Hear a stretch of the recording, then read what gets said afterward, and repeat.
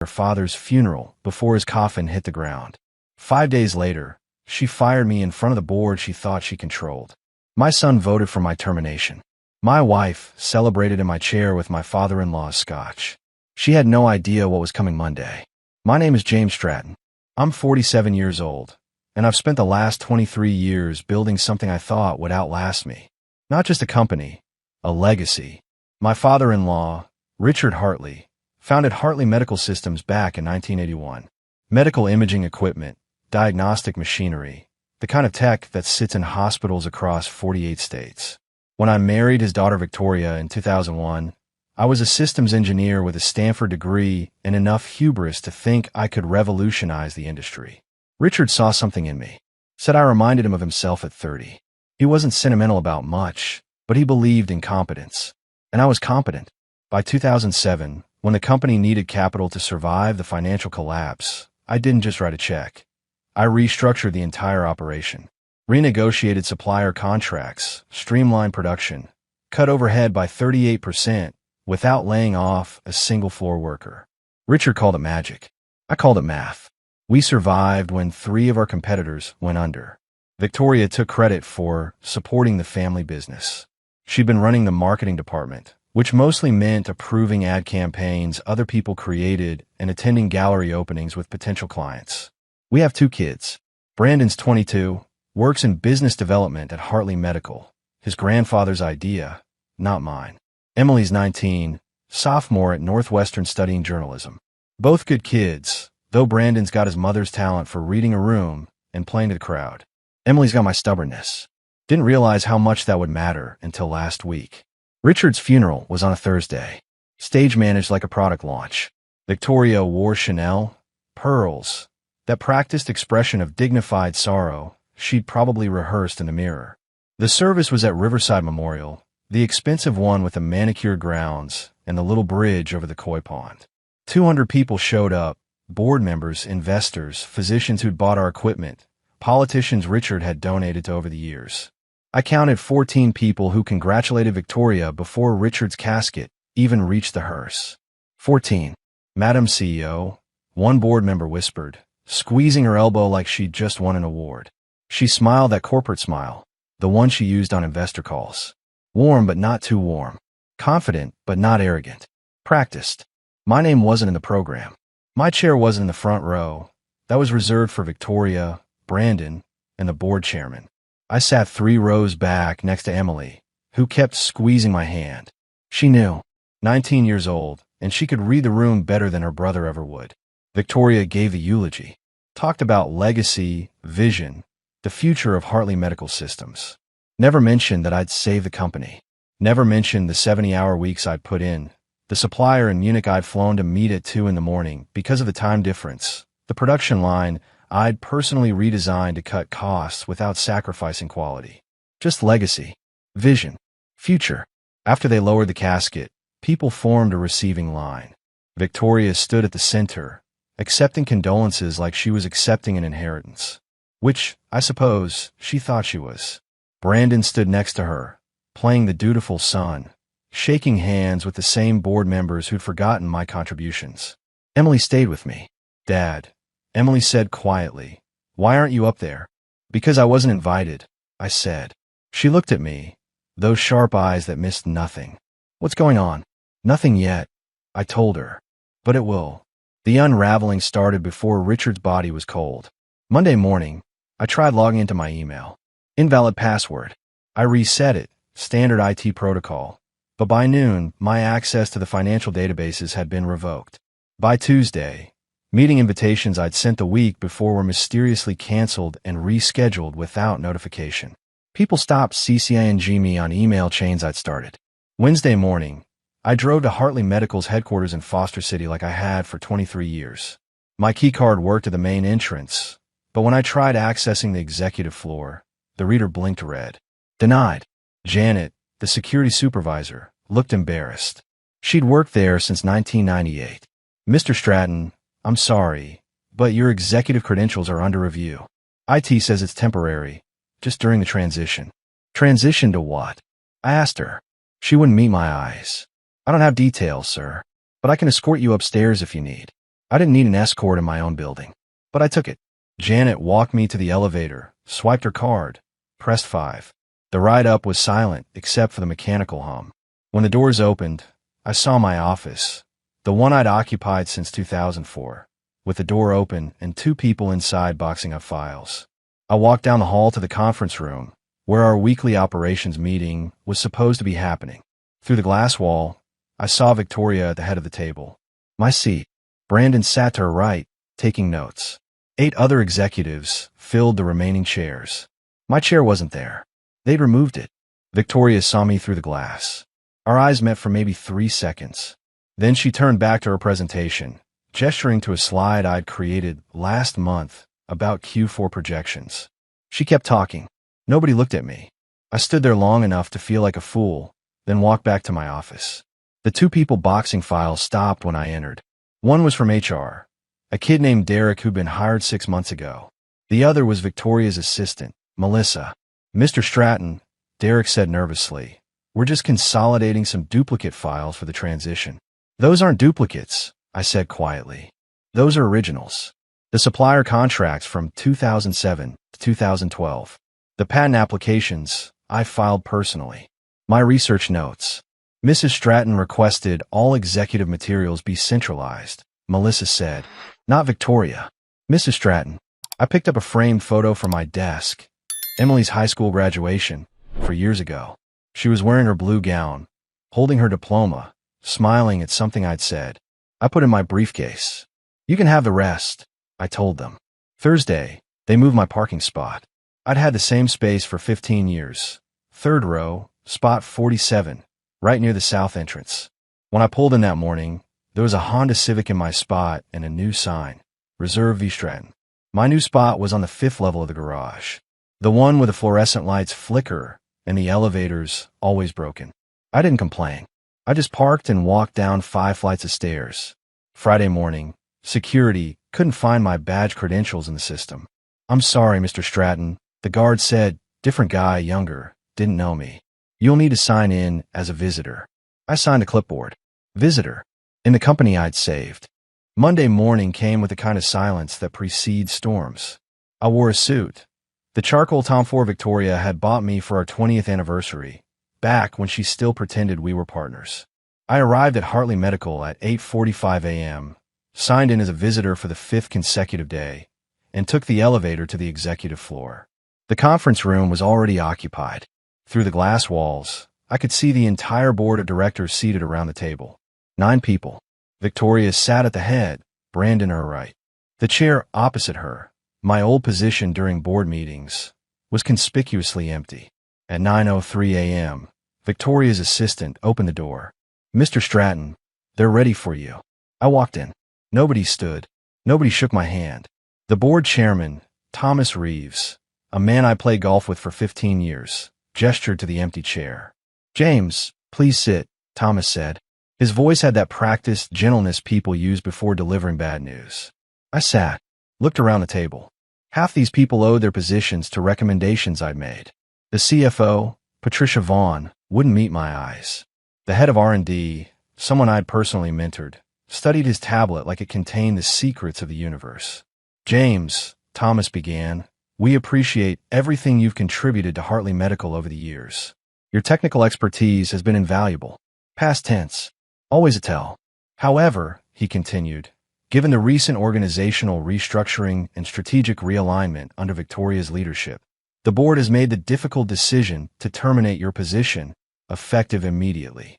The room went silent. I counted to 5 in my head. Let the moment breathe. Then I smiled. Not a big smile, just enough to make Thomas's left eye twitch. Of course, I said. I understand completely. Victoria's expression flickered. She'd been expecting something else. Anger, maybe. Pleading.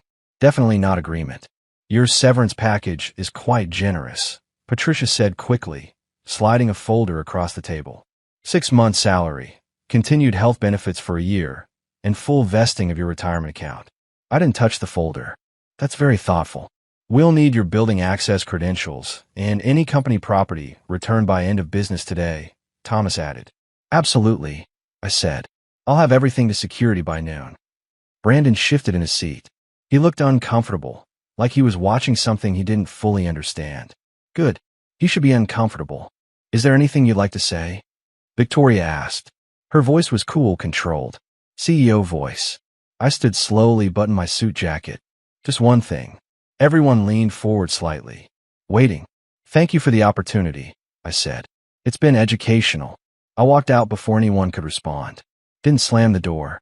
Didn't look back. Just walked to the elevator, pressed the button, and descended. In my car, my phone buzzed. Text from Emily. Dad, Brandon just texted me. Said they fired you. Are you okay? I typed back, fine. Monday will be interesting. She responded immediately. What happens Monday? Justice, I wrote. But first, I need to pack my office. I went back inside, collected my personal items methodically. The photo of Emily. A paperweight Douglas had given me. A polished piece of titanium from our first successful prototype. My MIT diploma. Nothing else belonged to me anyway. The office felt small or empty. Or maybe I just outgrown it. By 11:47 a.m., I was done. Left my access badge on the desk, my company laptop, my parking pass. Walked out carrying a single cardboard box. The receptionist, Martha, had tears in her eyes. Mr. Stratton, this isn't right. It's exactly right, I told her. Trust me. The house was too quiet when I got home. Victoria's Mercedes wasn't in the driveway. She was still at the office, probably celebrating. But her presence lingered. Fresh flowers in the foyer, the kind she only bought for special occasions. A bottle of Macallan 25 on the bar cart, half empty. Richard's favorite scotch. She'd been toasting her victory. I walked through the house we'd bought together in 2005. 4,000 square feet in Atherton, backing up to the nature preserve. We'd hosted dozens of company dinners here. Richard had sat in the den every Thanksgiving, drinking bourbon and telling stories about the early days of Hartley Medical. That den was where I found her. Victoria sat in my leather armchair. The Eames I'd bought at an estate sale in 2008. The one she'd always said was too masculine for the room. She'd never sat in it before. Not once in 17 years. She had a crystal tumbler in her hand, 2 fingers of that Macallan. Her shoes were off, her stocking feet tucked beneath her. She looked comfortable, entitled. This is better for both of us, Victoria said without looking up. She swirled the scotch gently. You'll be happier outside the corporate structure. You were never really management material. I set my box down by the stairs. Is that right? You're brilliant technically, she continued, but you lack vision. Strategy. My father saw it too, toward the end. He knew the company needed someone who could think bigger picture. Your father told you that? I asked. He didn't have to tell me, she said. I could see it.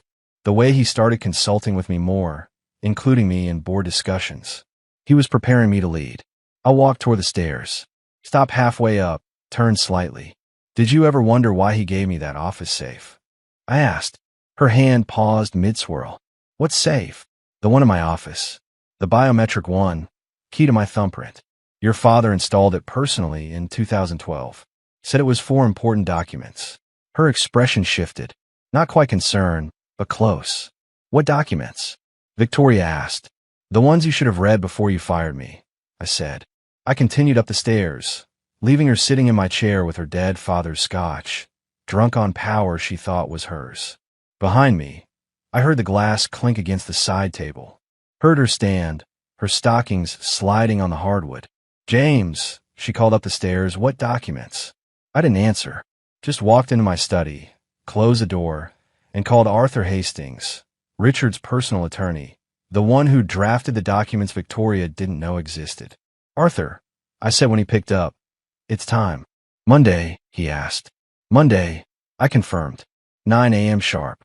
Sunday evening, I met Arthur Hastings at his private office in Palo Alto. The building was one of those restored Victorians tucked between the glass towers and tech startups. Easy to miss if you didn't know what you were looking for. A brass plate by the door read, Hastings and Associates, Estate Law, in letters so small they discouraged walk-ins. Arthur had been Richard's personal attorney for 43 years. Handled his will, his trusts, the messy divorce from his first wife back in the 80s. When Richard called someone family, it meant something. Arthur was family. He was waiting in his office when I arrived, 71 years old, silver hair, wire-rimmed glasses, wearing a cardigan that had probably been expensive in 1987. A battered leather briefcase sat on his desk like a faithful dog. "James," Arthur said, standing to shake my hand. His grip was firm, steady. "I've been expecting this call for 6 years. Richard told you it would come?" I asked. "He told me exactly when it would come," Arthur replied. "He said, when I'm dead and Victoria fires him, that's when you open the vault." He unlocked the briefcase and pulled out a thick leather binder, the kind with brass corners and a clasp that looked like it belonged in a museum. Then came a sealed envelope, red wax seal, my initials pressed into it. Arthur slid them across the desk. "Everything's intact," he said. "I reviewed it again Friday. Not a single document has been challenged or superseded. Richard was meticulous." I opened the binder. Inside were dozens of documents, organized with colored tabs. Transfer agreements, equity purchase contracts, some dated back to 2007, others more recent. All signed, notarized, witnessed. "The foundational equity transfer," Arthur said, tapping the first section. "When Hartley Medical needed capital in 2007, you provided $12 million. Richard structured it as a stock purchase, not a loan. 29% equity, voting rights included." I remembered that. Victoria had been pregnant with Emily. We'd used my signing bonus from a patent sale, money I'd been saving for a house.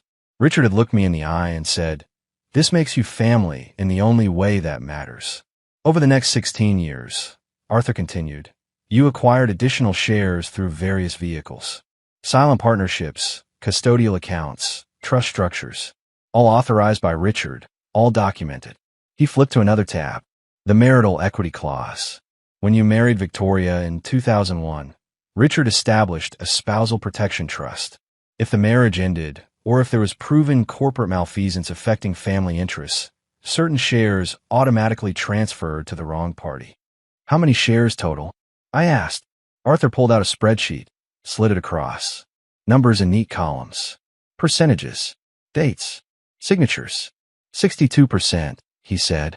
"You control 62% of Hartley Medical Systems voting shares." The room went quiet except for the antique clock on a shelf, ticking like a heartbeat. "She doesn't know," I said. "Nobody knows except you, me, and the trustee at Wells Fargo who manages the holding accounts," Arthur confirmed. "Richard wanted it that way. He called it his insurance policy." "Against what?" "Against his daughter becoming someone he didn't recognize," Arthur said quietly. He loved Victoria, but he saw what she was becoming. Ambitious without substance. Entitled without effort. He told me once, if she tries to erase James, she's erasing the wrong man. I picked up the sealed envelope, broke the wax. Inside was a single sheet of Richard's personal stationery, his handwriting in blue ink. "James, if you're reading this, I'm gone and my daughter has made a terrible mistake. I'm sorry I couldn't fix her. I tried. What I could fix was the company. It's yours now.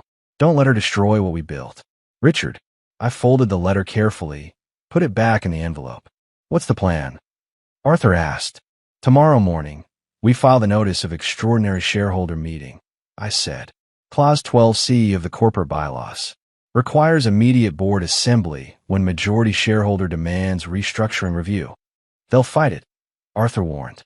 "Let them," I said. "The documents are airtight." "You made sure of that." Arthur smiled, the first genuine expression I'd seen from him. "Your father-in-law didn't hire me for my personality. He hired me because I don't lose." We spent the next 2 hours reviewing every document, every signature, every contingency. By the time I left, it was past midnight. The city lights blinked below like a circuit board powering up for battle. I texted Emily. "Tomorrow changes everything." She replied instantly. "Good. Mom's been impossible since the funeral. She's about to get worse." I typed. "Then she's about to get quiet." At exactly 9:01 a.m. Monday morning, the email landed in every board member's inbox simultaneously. Subject line, "Notice of Extraordinary Shareholder Meeting, Clause 12C. I wasn't there to see their faces, but Arthur had described what would happen. The initial confusion.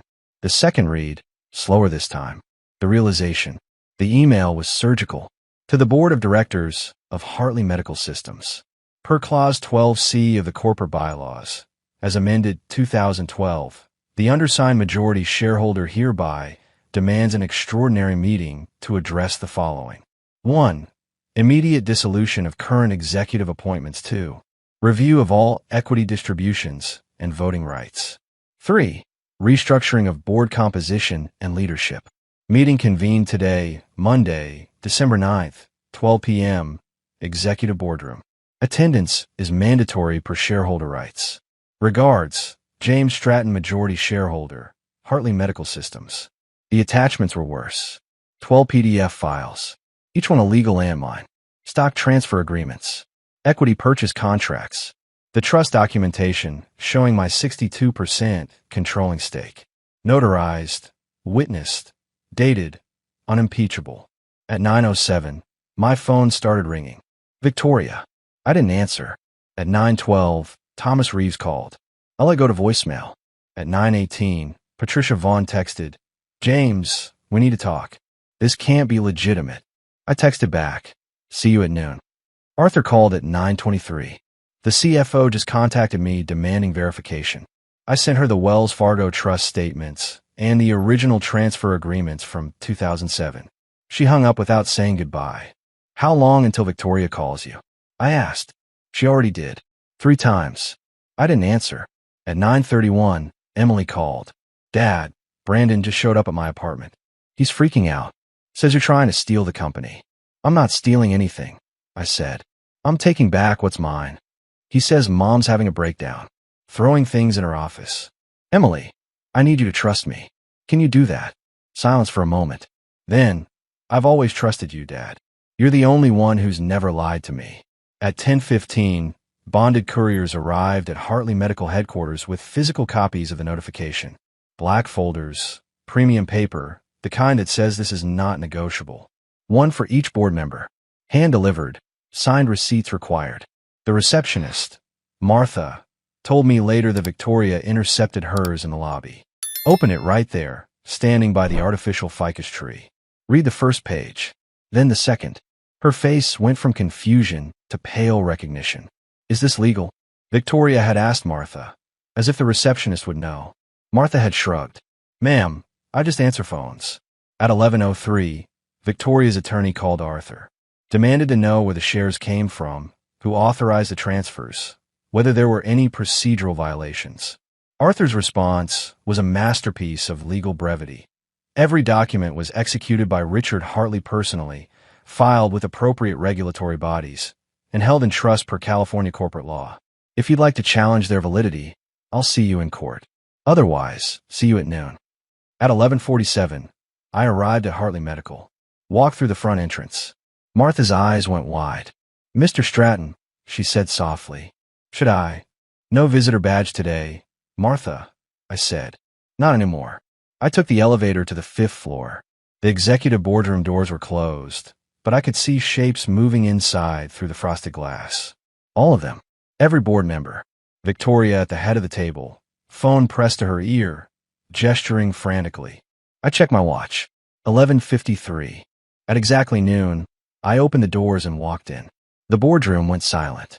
12 people, one empty chair at the head of the table where Victoria stood, and me in the doorway. I didn't raise my voice. Didn't need to. This meeting violates every corporate governance protocol, Victoria said, her voice sharp but controlled. I'm still the acting CEO. No vote can proceed without proper notice and board approval. Margaret Vickers, the trust administrator Richard had hired in 2010, sat at the far end of the table. She was 67, silver hair pulled back tight, reading glasses on a chain. She'd administered the Hartley Family Trust for 14 years and had exactly zero tolerance for nonsense. He holds controlling interest, Margaret said without looking up from the documents in front of her. Per Clause 12C, this meeting is valid. Victoria's hands gripped the back of the chair. That's impossible. The ownership structure is a matter of public record with the SEC, Margaret interrupted. James Stratton owns 62% of voting shares.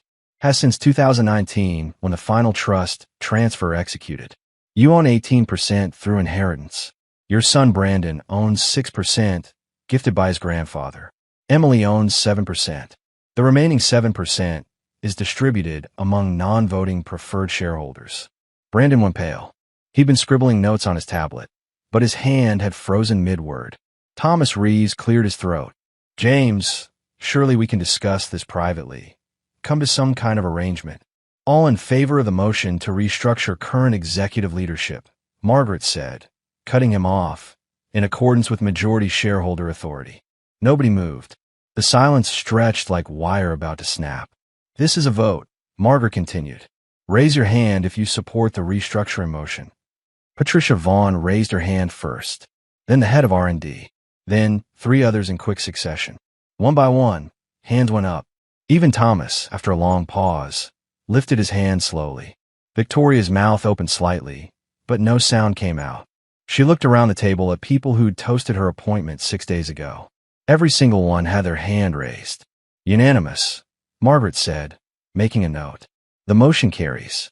Victoria Stratton is removed from the position of CEO, effective immediately. All interim executive appointments are revoked pending review. This is insane. Victoria finally found her voice. You can't just. I can, I said quietly. And I did. Brandon stood up abruptly, his chair scraping against the floor. Dad, what are you doing? What your grandfather wanted me to do, I said. What I should have done years ago. You don't even work here anymore, Victoria said, and I could hear the desperation creeping into her tone. I never stopped working here, I corrected. I just stopped pretending you were in charge. Margaret slid a folder across the table toward me. Sign here, Mr. Stratton. These documents formalize your position as chairman and CEO. I walked to the table, took the pen she offered, signed my name on 3 separate pages. The pen made the only sound in the room, scratching across premium paper like a judge's gavel. When I looked up, Victoria was staring at me with an expression I'd never seen before. Not anger exactly. Something closer to disbelief. Like she just discovered gravity worked differently than she thought. The board will reconvene Wednesday at 9 a.m., I said. Patricia, I'll need a full financial review by tomorrow. Thomas, audit the last 6 months of executive decisions. Everyone else, your positions are secure pending performance review. I looked at Victoria. You're welcome to attend Wednesday's meeting as a minority shareholder, but you'll need to sit in the gallery, not at the table. Brandon grabbed his mother's arm.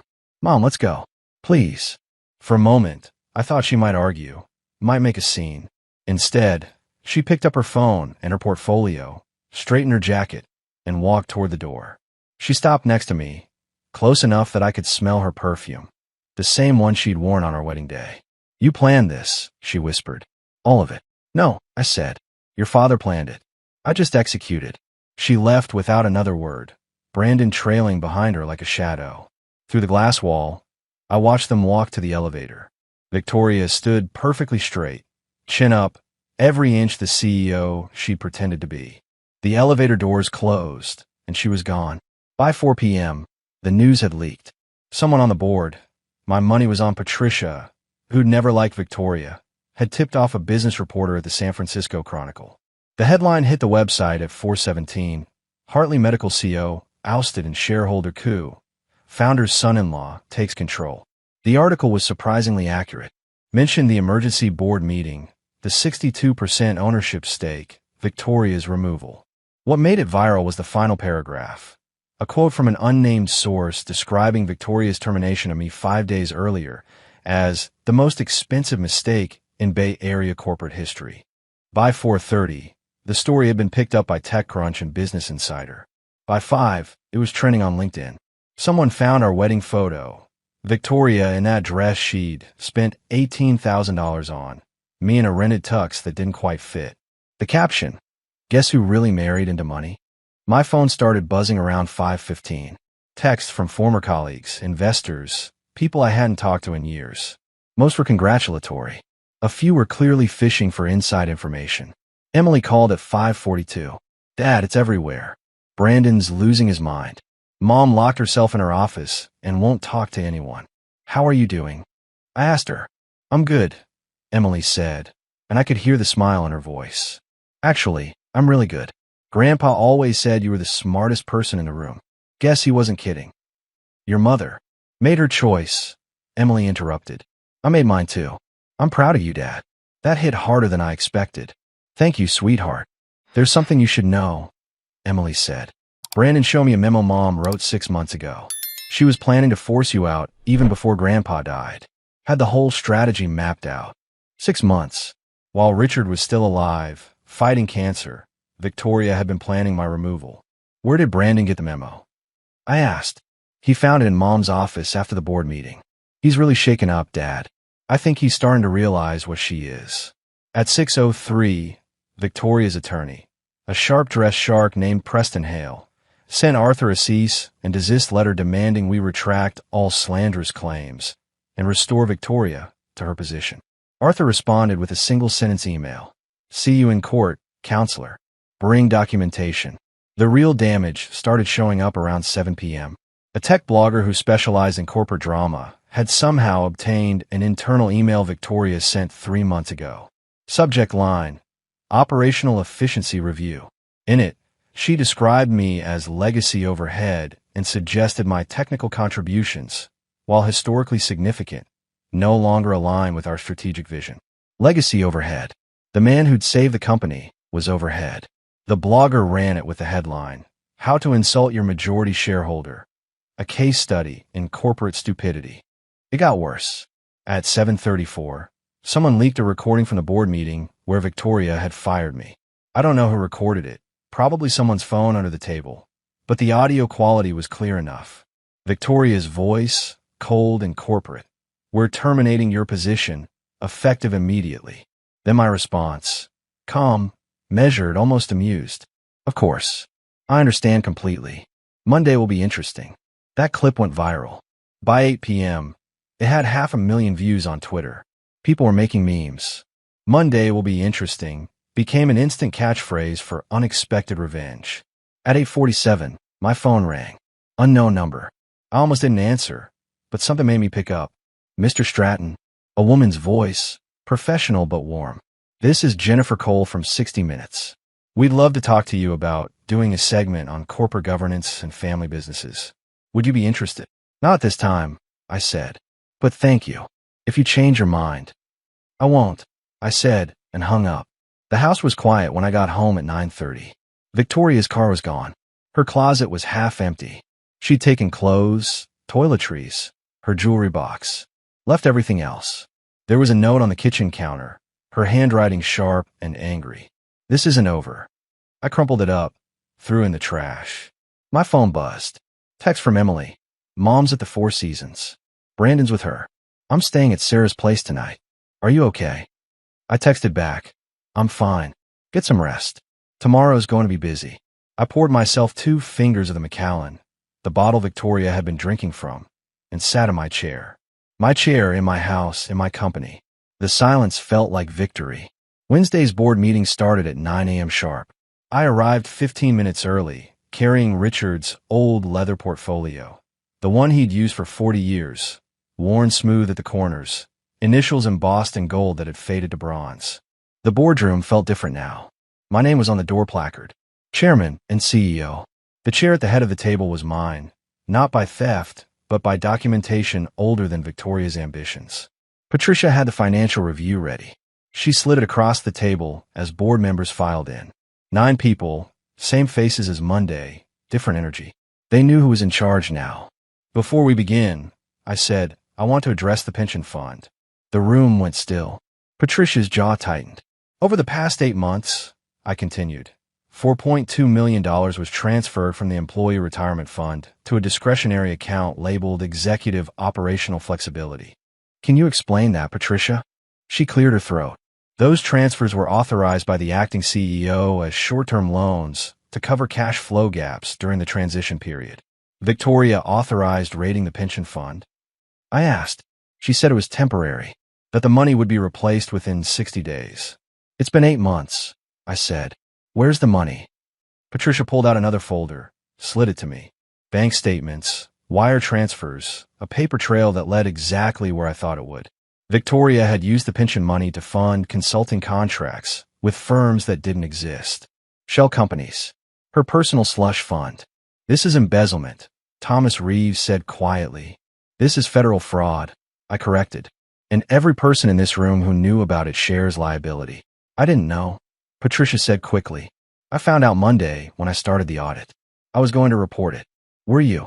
I asked. Or were you going to bury it like you buried the other irregularities? Her face went pale. I'm not. You're suspended, I said. Effective now, pending a full investigation. If you cooperated with Victoria's fraud, even passively, you're done. I looked around the table. Anyone else want to confess before the SEC gets here? Silence. Good. Here's what happens next. Every dollar taken from that pension fund gets restored by end of week. I'll cover it personally if I have to, but those 300 employees get their retirement back. Second, we're implementing new financial controls. Every transfer over $50,000 requires dual authorization. Third, Arthur Hastings is conducting a full forensic audit going back 2 years. If he finds more dirt, heads will roll. The meeting continued for 90 minutes. We restructured executive compensation, froze all consulting contracts pending review, and established oversight protocols that should have existed years ago. By the time we finished, the board looked exhausted. One more thing, I said as people gathered their things. Brandon Stratton is terminated from his position in business development.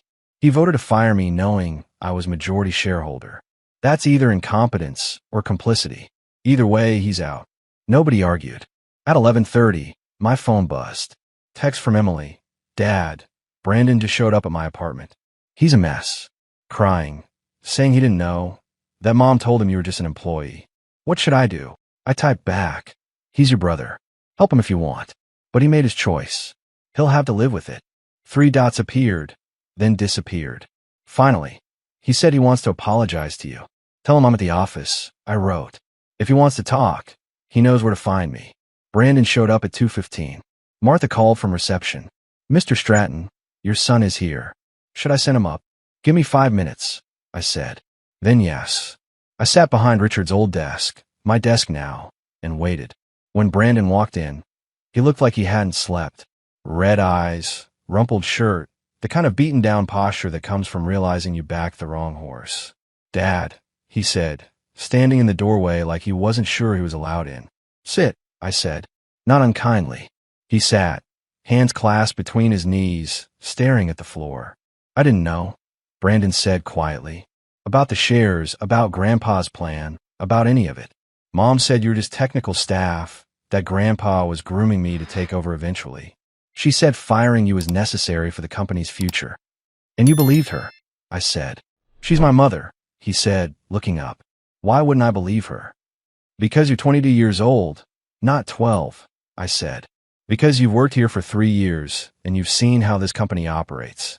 Because you were in those meetings when I presented the R&D strategy, when I negotiated with suppliers, when I saved contracts your mother was about to lose. You saw all of it, Brandon. You just chose not to see. He wiped his eyes with the back of his hand. I'm sorry. Sorry doesn't restore the pension fund, I said. Sorry doesn't undo voting to fire your own father. Sorry is just a word people use when the consequences show up. I know, he whispered. I leaned back in my chair, studied my son. He looked so much like Victoria. Same bone structure, same way of carrying himself. But there was something of Richard in there too. Maybe something worth salvaging. Here's what's going to happen, I said. You're fired from Hartley Medical. That's not negotiable. What you do next is up to you. You can run back to your mother. Let her convince you I'm the villain. Spend the rest of your life blaming me for ruining her coronation. Or you can grow up, learn from this, and figure out what kind of man you want to be. What would Grandpa want me to do? Brandon asked. Your grandfather would tell you that character isn't inherited, I said. It's built, one decision at a time, starting with whether you walk out of here blaming everyone else or accepting that you made a mistake. Brandon stood slowly. Can I call you sometime? Not about work. Just as my dad. You've always been able to do that, I said. You just have to decide if you want to. He nodded, turned toward the door, stopped halfway. Mom's planning something.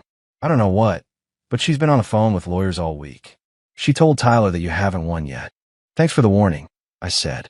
After he left, I sat alone in the quiet office. Outside, the sun was setting over Foster City, painting the sky in shades of orange and purple. Richard used to say that sunset was the best time to make decisions, when the day's noise had faded and you could think clearly. My phone buzzed. Text from Arthur. Victoria's attorney filed an injunction, trying to freeze all corporate decisions pending ownership dispute. Judge threw it out. Said the documentation, is too solid to challenge. She's got nothing left. I didn't respond. Just watched the sun slip below the horizon and felt something I hadn't felt in months. Peace. The legacy dinner was my idea. Not a celebration. Richard would have hated that. Just a quiet gathering of the people who'd built Hartley Medical before it became a brand, back when it was just an idea in a workshop in San Mateo. We held it at the Rosewood Hotel in Menlo Park, private dining room, 60 people. Engineers who'd worked the first production line. The sales rep who'd landed our first hospital contract in 1984. The regulatory specialist who'd gotten our imaging system FDA approved when everyone said it was impossible. Richard's original investors, the ones who believed in him when medical equipment meant bedpans and thermometers, not diagnostic machinery that saved lives. I didn't invite Victoria. She wasn't on the guest list because she'd never been part of the building, only the taking. The room was warm, understated. String quartet playing something classical, but not stuffy. Linen tablecloths, simple flower arrangements, the kind of evening Richard would have approved of. No press, no photographers, no performance. Just the right people saying the right things. I stood to speak around 8:30, after dinner, but before dessert. The room quieted. Richard Hartley built something that mattered, I said. Not because it made money, though it did, but because it solved problems. When a hospital in Des Moines needed imaging equipment they could afford, Richard made it affordable. When a clinic in rural Montana needed parts, Richard made sure they got them. He didn't build this company for legacy. He built it because people needed what we made. I looked around the room. Gray hair, lined faces, people who remembered when success meant shipping 5 units in a month instead of 500. Some people inherit titles. I continued. Others inherit responsibility. Richard knew the difference. That's why he trusted the company to people who understood what building actually means. Not the marketing, not the brand positioning, not the quarterly earnings calls. The work. The actual work. Quiet applause. Genuine and warm. These weren't people who clapped for performance. They clapped for truth. After the speech, I worked the room. Shook hands. Heard stories about Richard I'd never heard. The engineer who remembered Richard personally rewiring a prototype at 2 a.m. because the contractor had done it wrong. The accountant who recalled Richard taking a pay cut during the recession so they wouldn't have to lay off assembly workers. Your father-in-law was the real deal, one of the original investors told me. Rare breed. Cared more about the work than the credit. I'm glad he trusted you with this. So am I said. At 9:40, I stepped outside for air. The hotel's garden was quiet, just the sound of water from a fountain and the distant hum of traffic on 101. I loosened my tie, breathed in the cool November air. Dad, I turned. Emily stood in the doorway, backlit by the warm glow from inside.